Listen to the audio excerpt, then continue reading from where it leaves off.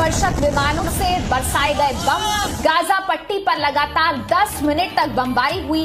देर रात 60 air strike से दहला गाजा शहर।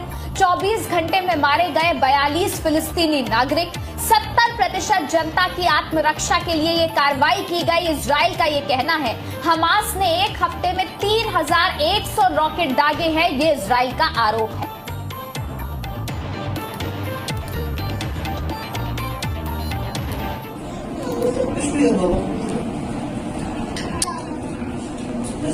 तो इजराइल और फिलिस्तीन के बीच लड़ाई लगातार जारी है और हर दिन ये और भी ज्यादा बढ़ती जा रही है। इससे महामारी से लड़ रही दुनिया के सामने एक बड़ा संकट और आ गया, क्योंकि इजराइल और फिलिस्तीन के बीच तनातनी से दुनिया के बाकी देश दो धड़ों में बंटने लगे हैं। अमेरिका खुलकर इजराइल का साथ दे रहा है, तो 57 मुस्लिम देश भी बैठक कर आगे की रणनीति तैयार कर रहे हैं। हालात पूरी तरह से वर्ल्ड वॉर की स्थिति में पहुंचते नजर आ रहे हैं।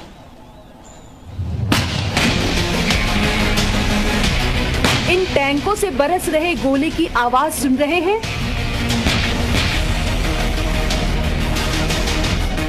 ये इजराइल का दुश्मनों के खिलाफ नया मोर्चा है।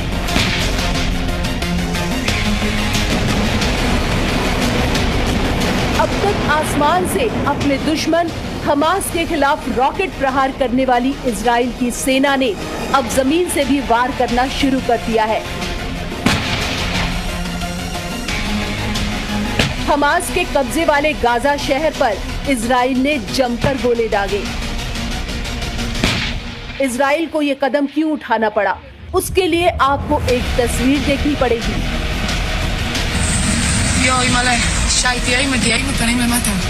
ये पिता अपने बच्चे को गोद में लेकर बैठा हुआ है। दरअसल ये शख्स बैठा हुआ नहीं बल्कि छिपा हुआ है।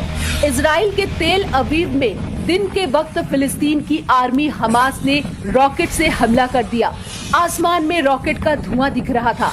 रॉकेट के हमले से डरा सहमा पिता अपने बच्चे और पत्नी के साथ सड़क किनारे एक सुरक्षित जगह पर छिपने की कोशिश करने लगा।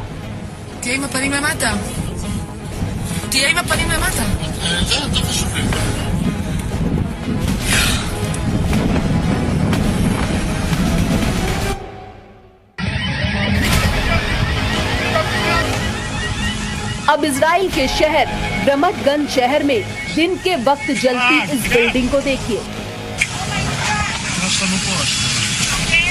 इस जगह पर हमास का रॉकेट आकर गिरा था, जिसके बाद यहाँ आग लग गई थी।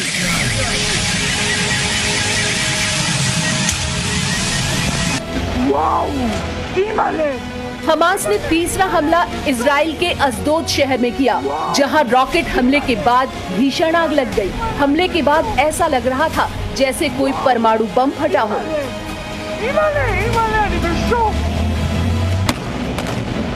इजराइल पर रॉकेट हमले गाजा शहर से हुए।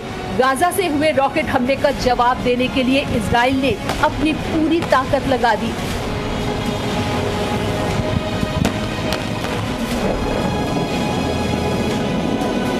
शनिवार की रात इजराइल ने गाजा शहर पर रॉकेट की बौछार कर दी। इजराइल ने एक एक कर कुल 155 रॉकेट गाजा शहर पर दागे।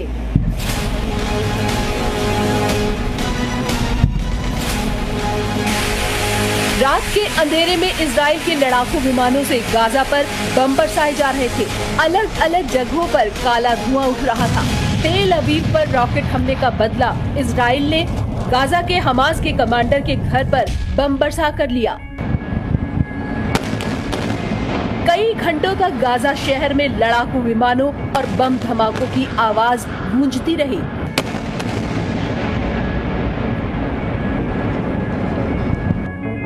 फिलिस्तीन का दावा है कि इजराइल के एयर स्ट्राइक में 3 लोगों की मौत हुई है। गाजा के अधिकारियों का दावा है कि शहर में अब तक 145 लोग मारे जा चुके हैं, जिनमें 41 बच्चे भी शामिल हैं। वहीं इजराइल का दावा है कि हमास के रॉकेट हमले में अब तक 10 लोगों की जान जा चुकी है। इजराइल के प्रधानमंत्री बेंजामिन नेतन्याहू ने गाजा पर हमलों को जायज ठहराया। नेतन्याहू ने दावा किया कि इजराइल की जवाबी कार्रवाई में कई हमास आतंकवादी अब तक मारे जा चुके हैं और आतंकी संगठन के कई ठिकानों को बर्बाद किया गया है। אנחנו ממשיכים לפעול במלוא העוצמה. אנחנו מתחילים על ארגוני הטרור מכות מחץ. מי שהצית את האש, חוטף אש. इजराइल ने आतंकवाद के खिलाफ लड़ाई में जीरो टॉलरेंस की नीति का एक सबूत शनिवार को भी दिया था, जब गाजा में अलग अलग मीडिया समूह के दफ्तरों वाली बिल्डिंग को एयर स्ट्राइक में गिरा दिया था। इजराइल का दावा था कि इस बिल्डिंग में आतंकी संगठन हमास का दफ्तर था।